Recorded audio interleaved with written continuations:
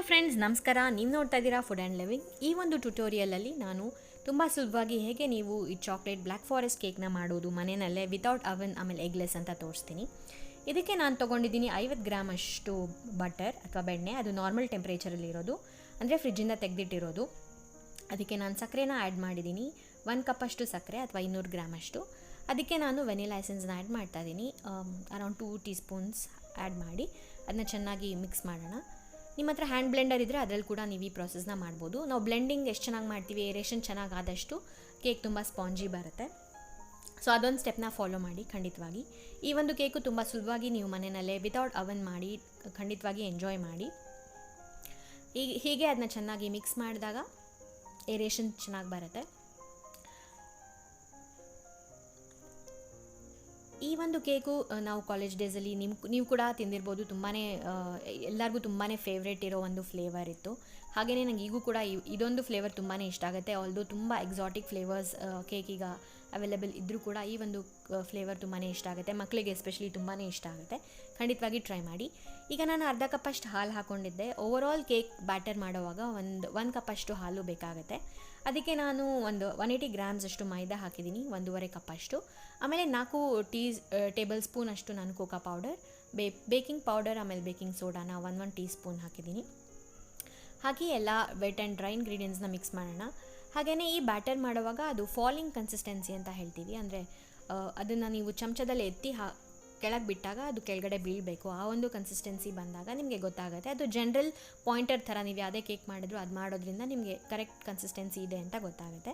ನನ್ನ ಪ್ರತಿಯೊಂದು ಕೇಕ್ ವಿಡಿಯೋದಲ್ಲಿ ಕೂಡ ಅದನ್ನ ತೋರಿಸಿದ್ದೀನಿ. ಖಂಡಿತವಾಗಿ ನನ್ನ ಎಲ್ಲ ಕೇಕ್ ವಿಡಿಯೋನ ನೀವು ನೋಡಿ ಮನೆಯಲ್ಲೇ ತುಂಬ ಸುಲಭವಾಗಿ ಮಾಡ್ಬೋದು. ನಿಮಗೆ ಸಕ್ಕರೆ ಜಾಸ್ತಿ ಬೇಕು ಅಂತ ಅನಿಸಿದ್ರೆ ನೀವು ಒಂಚೂರು ಟೇಸ್ಟ್ ನೋಡಿ ಎಕ್ಸ್ಟ್ರಾ ಸಕ್ಕರೆ ಕೂಡ ನೀವು ಹಾಕ್ಬೋದು. ಹಾಗೆಯೇ ಎಗ್ ತಿನ್ನೋರೇ ಆದರೆ ನೀವು ಅರೌಂಡ್ 2 ಎಗ್ ಹಾಕಿ ಕೂಡ ಈ ಕೇಕ್ನ ಮಾಡ್ಕೋಬೋದು. ಈಗ ನಾನು ಟಿನ್ಗೆ ಹಾಕ್ತಾಯಿದ್ದೀನಿ. ಟಿನ್ನ ಬಟರ್ ಹಚ್ಚಿ ರೆಡಿ ಮಾಡ್ಕೊಂಡಿದ್ದೀನಿ. ಹಾಗೆಯೇ ಕೆಳಗಡೆ ಒಂದು ಪೇಪರ್ ಇಡೋದು ಒಳ್ಳೆಯದು. Parchment paper or butter paper ಅಂತ ತುಂಬ ಸುಲಭವಾಗಿ ಸಿಗುತ್ತೆ ನಿಮಗೆ. ಅದಿಲ್ಲ ಅಂದರೆ ಅಟ್ಲೀಸ್ಟ್ A4 ಸೈಜ್ ಶೀಟ್ನ ಹಾಕಿದಾಗ, ಎಸ್ಪೆಷಲಿ ಕುಕ್ಕರಲ್ಲಿ ಮಾಡಿದಾಗ ನಾನು ಹೇಳ್ತೀನಿ ಅದು ಹಾಕೋದು ಒಳ್ಳೆಯದು ಅಂತ. ಹಾಕಿ ನೀವು ಪ್ರೀ ಹೀಟ್ ಮಾಡಿರೋ ಕುಕ್ಕರಲ್ಲಿ, ಅಂದರೆ ಒಂದು ಸ್ಟ್ಯಾಂಡ್ ಇಟ್ಟು ಕುಕ್ಕರನ್ನು ಮುಚ್ಚಿ ಗ್ಯಾಸ್ಕೆಟ್ ಎಲ್ಲ ತೆಗೆದು ಮುಚ್ಚಿ ಒಂದು 10 ನಿಮಿಷ ಅದನ್ನ ಪ್ರೀ ಹೀಟ್ ಮಾಡಿ. ಅಷ್ಟೊತ್ತಿಗೆ ಅದು ಓವನ್ ಥರ ರೆಡಿ ಆಗಿರುತ್ತೆ. ಆಮೇಲೆ ನಾವು ಈಗೇನು ಬ್ಯಾಟರ್ನ ಮೋಲ್ಡಿಗೆ ಹಾಕಿದ್ದೀವಿ ಅದನ್ನ ಒಂದ್ಸಲಿ ಟ್ಯಾಪ್ ಮಾಡಿ ಅದರೊಳಗಡೆ ಇಟ್ಟು ಒಂದು 20 ಮಿನಿಟ್ಸ್ ಅದನ್ನ ಮುಚ್ಚಿ ಅಗೇನ್ ವಿತೌಟ್ ಗ್ಯಾಸ್ಕೆಟ್ ಆಮೇಲೆ ವಿತೌಟ್ ವಿಸಿಲ್ ನೀವು ಇಡಬೇಕಾಗತ್ತೆ. ಹೀಗೆ ಮಾಡೋದ್ರಿಂದ ಅದು ನಾವು ಓವನನ್ನು ಮನೆಯಲ್ಲೇ ಸುಲಭವಾಗಿ ರೆಡಿ ಮಾಡ್ಕೋಬೋದು. ಮನೇಲಿ ಓವನ್ ಇಲ್ಲ ಅಂದಾಗ ಖಂಡಿತವಾಗಿ ಈ ಒಂದು ಮೆಥಡ್ನ ಟ್ರೈ ಮಾಡ್ಬೋದು. ಈಗ ನೋಡಿ ಆಫ್ಟರ್ 20 ಮಿನಿಟ್ಸ್ ಅದು ರೆಡಿ ಆಗಿದೆ. ಅದು ಫುಲ್ ಕೂಲ್ ಆದಮೇಲೆ ಅದನ್ನ ತೆಗೆದು ಅದನ್ನು ನಾನು 3 ಭಾಗಗಳಾಗಿ ಕಟ್ ಮಾಡ್ಕೊಂಡಿದ್ದೀನಿ ಚಾಕುವಿಂದ. ನಾನು ಪ್ಲೇಟ್ನ ಬೇಸ್ ಥರ ಯೂಸ್ ಮಾಡ್ತಾ ಇದ್ದೀನಿ. ಯಾರಾದರೂ ಮಾಡ್ಬೋದು ಅಂತ ತೋರ್ಸೋಕ್ಕೆ ಈ ಥರ ಒಂದು ಸ್ಟೆಪ್ನ ತೋರಿಸ್ತಾ ಇದ್ದೀನಿ. ನೀವು ಮನೆಯಲ್ಲಿ ಏನಿದೆ ಅದನ್ನೇ ಬೇಸ್ ಥರ ಯೂಸ್ ಮಾಡೋದು. ಯಾವ್ದಾದ್ರು ಫ್ಲ್ಯಾಟ್ ಸರ್ಫೇಸ್ ಪ್ಲೇಟು ಅಥವಾ ನಿಮ್ಮ ಹತ್ರ ಕಾರ್ಡ್ಬೋರ್ಡ್ ಇದ್ದರೆ ಅದನ್ನು ಕೂಡ ನೀವು ಅಲ್ಯೂಮಿನಿಯಂ ಫಾಯಿಲ್ ಹಾಕಿ ರೆಡಿ ಮಾಡ್ಬೋದು.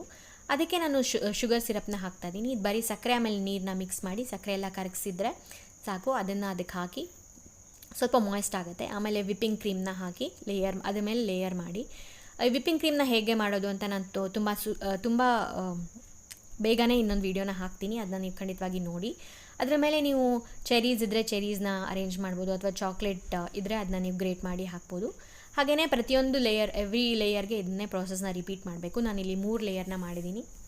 ಈ ಥರ ಫೈನಲ್ ಇದಾಗಿರುತ್ತೆ. ಫೈನಲ್ ಕೋಟ್ ಮಾಡುವಾಗ ಫೈನಲ್ ವಿಪ್ಪಿಂಗ್ ಕ್ರೀಮ್ ಎಲ್ಲ ಕಡೆ ಕೋಟ್ ಮಾಡಿ ನಿಮ್ಮ ಹತ್ರ ಇರೋ ಯಾವ್ದಾದ್ರು ಒಂದು ಫ್ಲ್ಯಾಟ್ ಸರ್ಫೇಸಿಂದ ಅದನ್ನ ಎಲ್ಲ ನೀಟಾಗಿ ಅದನ್ನ ಸ್ಪ್ರೆಡ್ ಮಾಡಿ ಎಲ್ಲ ಕಡೆ ವಿಪ್ಪಿಂಗ್ ಕ್ರೀಮ್ನ ನೀಟಾಗಿ ಹಚ್ಚಿ. ಹಾಗೆಯೇ ಇದು ನಾನು ಚಾಕ್ಲೇಟ್ನ ತುರ್ಕೊಂಡು ಇಟ್ಕೊಂಡಿದ್ದೀನಿ ಹೆರಿದು, ಅದನ್ನು ಕೂಡ ನಾನು ಮೇಲ್ಗಡೆ ಹಾಕ್ತಾಯಿದ್ದೀನಿ. ನಿಮ್ಮ ಹತ್ರ ಚೆರೀಸ್ ಇದ್ದರೆ ನೀವು ಕೂಡ ಇದನ್ನ ಚೆರಿಯಿಂದ ಡೆಕೋರೇಟ್ ಮಾಡ್ಬೋದು. ನಾನು ಈ ಚಾಕ್ಲೇಟ್ ಬಾಲ್ಸ್ ಅಂತ ಏನು ಸಿಗುತ್ತೆ ಅದನ್ನ ತಂದು ಡೆಕೋರೇಟ್ ಮಾಡಿದ್ದೀನಿ. ತುಂಬ ಚೆನ್ನಾಗೇ ಕಾಣ್ತಾಯಿತ್ತು. ಸಿಂಪಲ್ಲಾಗಿದ್ದರೂ ತುಂಬ ಟೇಸ್ಟಿ ಆಗಿರುತ್ತೆ. ಆಮೇಲೆ ಮೇಲ್ಗಡೆ ಸ್ವಲ್ಪ ಅದೇನು ತುರಿದಿಟ್ಕೊಂಡಿದ್ವಿ ಅಥವಾ ಹೆರಿದಿಟ್ಕೊಂಡಿದ್ವಿ ಆ ಚಾಕ್ಲೇಟ್ನ ನಾನು ಉದುರಿಸಿದ್ದೀನಿ. ಆಮೇಲೆ ಇದನ್ನ ರೆಫ್ರಿಜರೇಟ್ ಮಾಡಿ ತಿಂದಾಗ ತುಂಬಾ ಚೆನ್ನಾಗಿರುತ್ತೆ, ಸಕ್ಕತ್ತಾಗಿರುತ್ತೆ. ನೀವು ಕೂಡ ಖಂಡಿತವಾಗಿ ಟ್ರೈ ಮಾಡಿ. ನಾನು ಸಾಕಷ್ಟು ಕೇಕ್ ರೆಸಿಪೀಸ್ನ ಎಗ್ಲೆಸ್ ಇರೋದನ್ನು ಆಲ್ರೆಡಿ ಹಾಕಿದ್ದೀನಿ. ಸೊ ಡೆಫಿನೆಟ್ಲಿ ಟ್ರೈ ಮಾಡಿ. ನೀವು ಕೂಡ ನೋಡಿ. ಇಷ್ಟ ಆದರೆ ಖಂಡಿತವಾಗಿ ಲೈಕ್ ಮಾಡಿ, ಸಬ್ಸ್ಕ್ರೈಬ್ ಮಾಡಿ ಚಾನಲ್ಗೆ, ಹಾಗೆಯೇ ಶೇರ್ ಮಾಡಿ.